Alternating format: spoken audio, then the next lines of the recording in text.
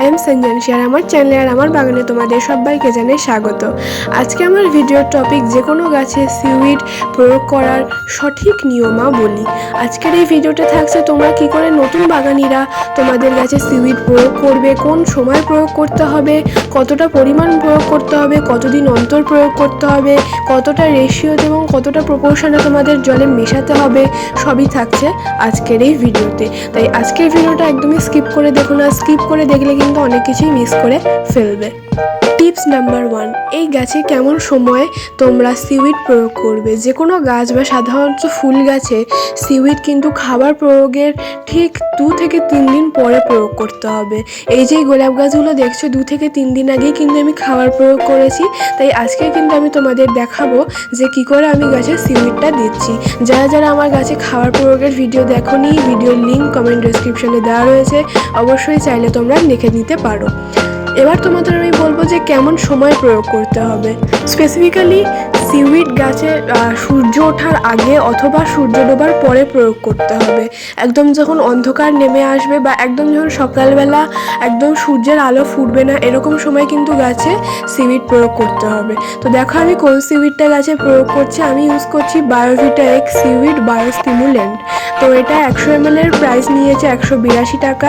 Tips number 2, কেমন proportion এবং কেমন রেশিওতে এরকম বায়োভিটা এক্স প্রয়োগ করবে। তো দেখো একটা পাত্রতে আমি নিয়ে নিয়েছি 1 লিটার পরিমাণ মতন জল। 1 লিটার জলের জন্য আমি এটা ইউজ করছি। তো 1 লিটার জলের জন্য আমি কতটা ইউজ করব, 1/2 চামচ পরিমাণ মতন কিন্তু আমরা এই সিউইড ইউজ করব। যে কোনো চা চামচের 1/2 চামচ মতন ইউজ করব।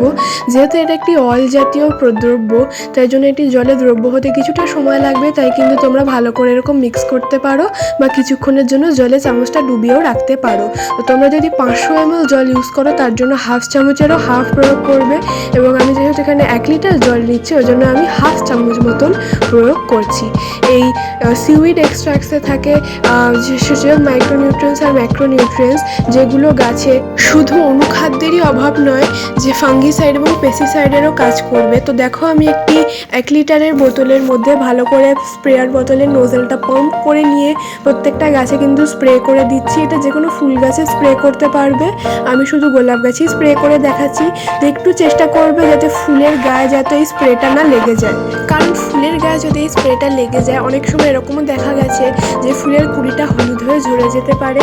তো একটু চেষ্টা করবে ফুলের গায়ে ইগনোর করে স্প্রেটা করে। আবার একটু যদি ড্রপ যদি ফুলের কুড়ি গায়ে লেগেও যায় তাহলে কোনো ক্ষতি হবে না, কিন্তু ডাইরেক্ট একদম গাছের কুড়ির ওপরে স্প্রে করার চেষ্টা করবে না। তো এই সিউইডটা কিন্তু শুধু গোলাপ গাছই না, যে কোনো শীতের ফুল গাছ অথবা যে কোনো গ্রীষ্মের গাছেও কিন্তু তোমরা প্রয়োগ করতে পারবে। তো দেখো আমার সামনে এই চন্দ্রমল্লিকা গাছটা, আমি চন্দ্রমল্লিকা গাছে প্রয়োগ করছি। পিটুনিয়া গাছে আমি প্রয়োগ করছি। এটা তোমরা চাইলে ডালিয়া, পিটুনিয়া, চন্দ্রমল্লিকা, গাঁদা অথবা বগেনভিলিয়া, জবা, দেশি জবা, হাইব্রিড জবা যে কোনো গাছে প্রয়োগ করতে পারো। তো দেখো আমি ডায়ান্থাস গাছেও প্রয়োগ করছি, তেমনই এই গাঁদা গাছটাতেও প্রয়োগ করছি। তাই ঠিক এরকম করে কিন্তু তোমরা তোমাদের গাছে এরকম করে সিউইড প্রয়োগ করবে। যদি তোমাদের সিউইড গাছে প্রয়োগ করা নিয়ে কোনো বাগান সংক্রান্ত জিজ্ঞাসা আর অন্য কোনো বাগান সংক্রান্ত জিজ্ঞাসা থাকে অবশ্যই আমাকে কমেন্টে জানাতে পারো, আমি তার যথাযথ উত্তর দেওয়ার চেষ্টা করব। আর তোমরা যে কোনো সিউইড গাছে প্রয়োগ করতে পারো। এটা বায়োভিটা এক্স সিউইড এক্সট্র্যাক্ট। তো তোমরা চাইলে অন্য কোনো ব্র্যান্ডের সিউইডও গাছে প্রয়োগ করতে পারো, বাট বায়োভিটা এক্স আমার সবথেকে বেস্ট মনে হয়। আর চ্যানেলে নতুন হলে অবশ্যই একটা সাবস্ক্রাইব করে দিয়ে যেও। ভিডিওটা পছন্দ হলে অবশ্যই একটা লাইক করে দিও। আর আজকের ভিডিওটা পুরোপুরি মন দিয়ে দেখার জন্য তোমাদের সবাইকে জানাই থ্যাঙ্কস ফর ওয়াচিং।